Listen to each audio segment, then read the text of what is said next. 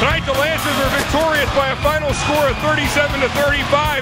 It's an amazing night for LaSalle High School as the Lancers now go to 12-1 with a big upset. You might call it an upset tonight as they defeat the #2 state-ranked Moeller Crusaders. This is a big night because the Lancers now go to 12-1, and I got to tell you right now, Bret, what an exciting game, and it is what it's always billed to be. GCL basketball at its finest. It came down to the wire, back and forth, but at the end of the day, the Lancers are on top.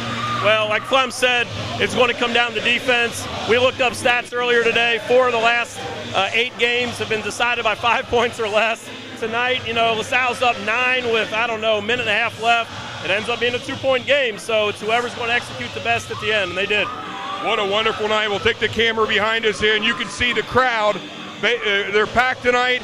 It's a big night for LaSalle basketball. The Lancers go on to win tonight by a final score of 37-35. We're going to have postgame and more. You're listening to the best high school basketball coverage in Cincinnati, WLSN Radio, the worldwide leader in high school sports.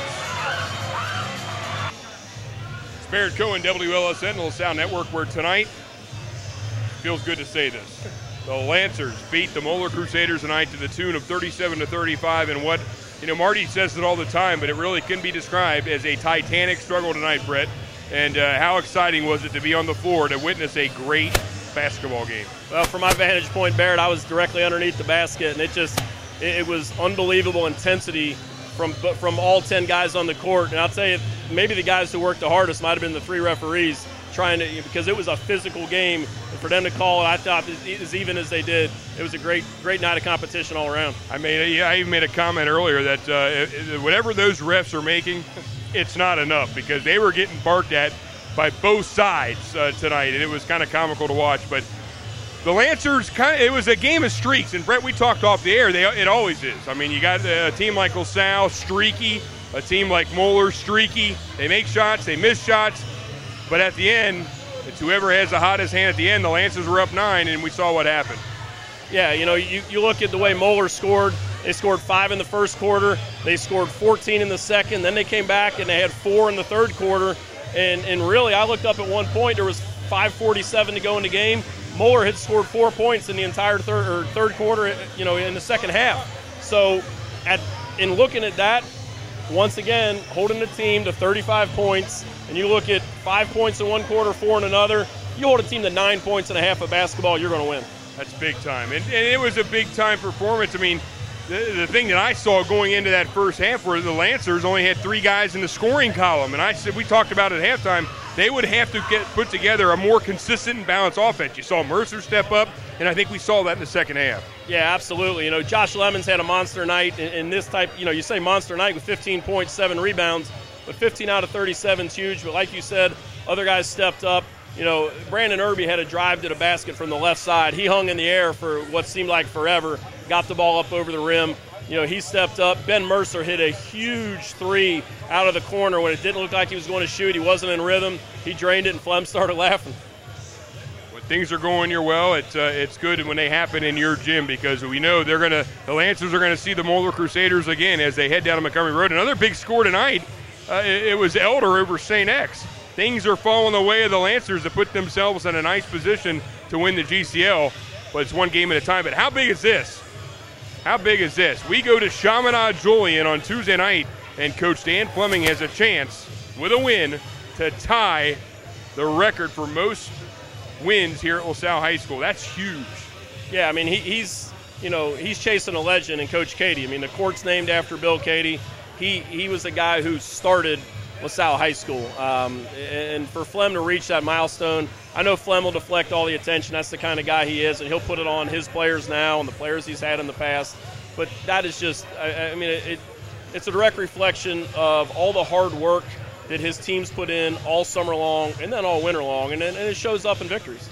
Sure does. Folks, it was a great night, a fun night. If you didn't make it here tonight, shame on you, because this was an outstanding environment tonight for high school basketball, and I think we can say the best in the business. And I think we got Josh Lemons coming right now. We'll get him to squeeze in here, and we'll interview Josh Lemons here as let's go. All right, Josh, all I can say is wow. I mean, this is when you're growing up. Bret, you can squeeze in here too. When you're growing up, you picture games like this against St. X, Moeller, Elder, but tonight, this year, it's the Moeller Crusaders. You guys came out. You really, for the most part of the game, you guys put your will out there, and you made the Moeller Crusaders backpedal. You guys played well tonight. What's your overall feeling right now? It feels great, but I mean, it's just one game. We look at it one game at a time. We come back on Tuesday, play Chaminade, we get in the jump practice, and then we'll take it from there. Bret, I know has a question for you here, but what was the mentality like? You guys really came out strong in the second quarter. You guys struggled a bit against the zone. Bret said he might have saw it as like a 1-3-1 zone, perhaps a 2-3 zone. You guys struggled a little bit. What changes did you make for the Lancers to get going in the right direction after that? Basically, we just kept attacking. Coach Flem said attack, attack, attack. We kept settling for jump shots and things like that, but after we started attacking, we started penetrating, making the next pass, and maybe got the ball in the bucket. You know, one thing I noticed there in the second quarter, like Barrett was saying, when the ball would go down to the corner, you know, they were trapping you guys 2-on-1, basically 4-on-1 when they were getting you in the corner. Right. What adjustment did you make to keep it from going into the corner? Basically, we brought our bottom man higher, which brought them up so we could attack the baseline more and maybe see the middle spot more. But basically, as long as we attack, we got through the ball. Okay. One other thing on that, you know, I noticed sometimes you're running the baseline, sometimes you're playing at the free throw. What do you prefer? I would say either the baseline. Okay, yeah, it's good to see that. I'm sorry. Okay, go ahead. I would prefer the baseline because I can attack better and I can see the floor. Okay. Great job tonight overall. I know it's got to be an exciting feeling. Now, do you guys know the importance of the next game against Chaminade-Julian? Are there any milestones perhaps that lay on this game? Not that I know of, no. How about Coach Dan Fleming with a win on Tuesday night will tie the all-time record of wins here at LaSalle High School? Wow, that's exciting. And if that happens, now because we know you guys want to win on Tuesday at Chaminade-Julian, exactly. but if that happens, that sets the stage up for the St. X LaSalle match on Friday night back here at home for an opportunity for Coach Dan Fleming to be the all-time winningest coach here at LaSalle High School. You got a job to do on Tuesday night to make that happen. Well, I mean, like I said, we take it one game at a time. We prepare one game at a time, and we'll take it from there. Josh, great job tonight. And what's your favorite station to follow the Lancers? If you don't know, you got the executive producer Mike Nye, the science guy, with it on his chest. It's on my chest. It's on the mic and the banner behind you. WLSN, Lancers roll deep. Amen. I like the way it says. Great game tonight, Josh. And it was just a great environment for high school basketball. This was fun, wasn't it? Oh, absolutely. I was talking to the referees all night from my vantage point, and every single one of them, I asked them, I said, is it getting any better than this? And every single one of them said, I wouldn't rather be any place than doing this right now. A lot of fun. I'd like to thank Mike Nye running the camera tonight. Also, we'd like to thank the second stooge in the booth right here, Bret Schnieber, my radio partner, for joining us tonight on the TV side as well at halftime. We're going to have a cast of thousands. We got to thank Keen Schnieber here tonight too. He's holding that chair up real well over there. And of course, we have our private security here tonight, Jeff Clyde. Jeff, wave your hand there. Jeff Clyde, our personal security tonight. When you're facing teams like Moeller and Elder and X, you need that security. Although when we go on the road, you can't find them with a search warrant. But we want to thank everybody for tuning in, and you can follow the Lancers this Tuesday night in Dayton as the Lancers and Chaminade will tangle, where Flem will attempt to get that tying all-time victory. And will you be there? I'm planning on it. I'll be there. Perhaps. We'll find if my wife lets me.